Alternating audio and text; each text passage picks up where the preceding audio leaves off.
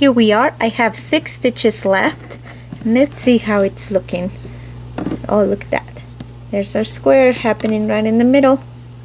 Perfect. I want to work with you the last few rows. So over here I am in the knit row. There's stitch marker A. I am going to knit 1,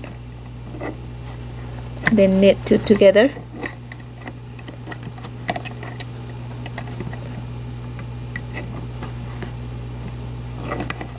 Once I knit it, I'll move it over. Now I'm onto the slider and knit 2 together again. Always 2 knit 2 togethers.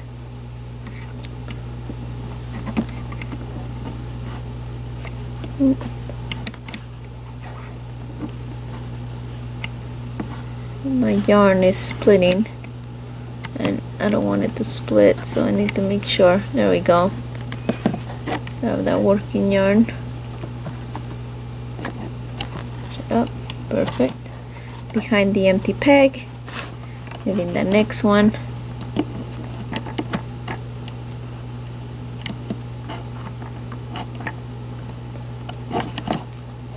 Moving it over to the empty peg, sliding the slider down.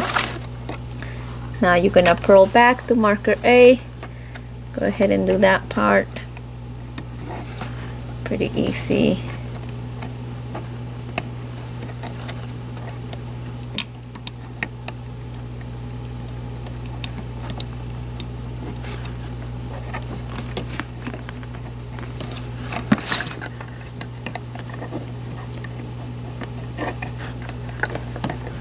Now we only have 4 stitches left.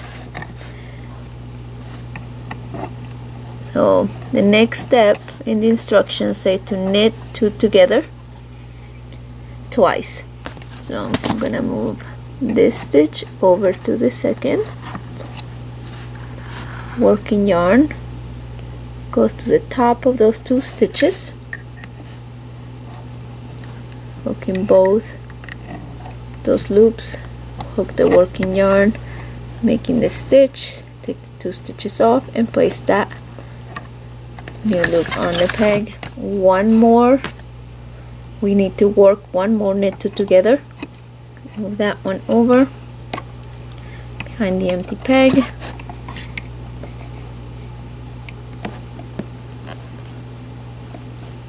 Catch the working yarn, making that new stitch. Pop the stitches off the peg, move it over, and the last row is right here. We're gonna create a knit 2 together with those last 2 stitches that we have on the knitting loom. One's right there on the slider and the other one is on the rail. So we are going to purl the row.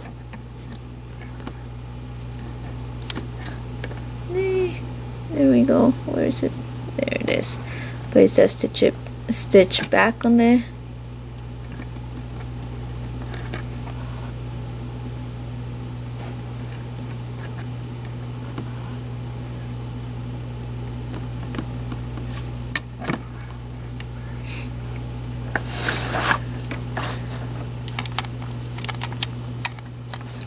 We're going to purl back.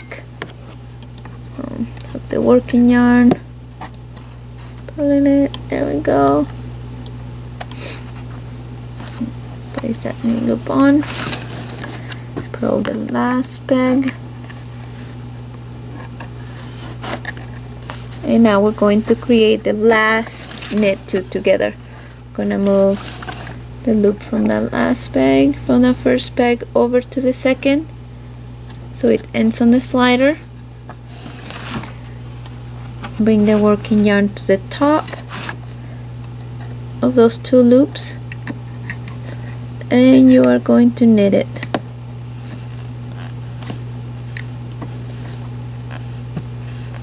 Catching the working yarn, making the last loop, place it on the peg.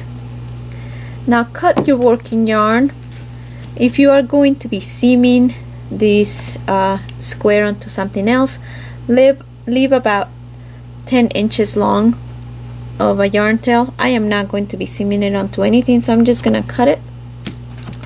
Then I'm going to E-wrap it around the peg.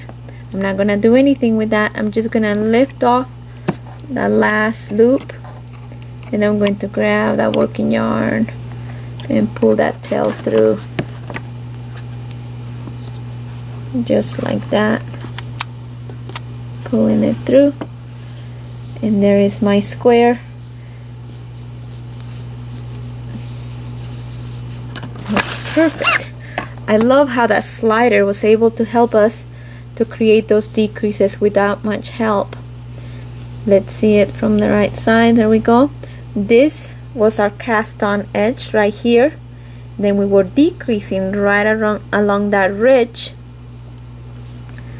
to create that point.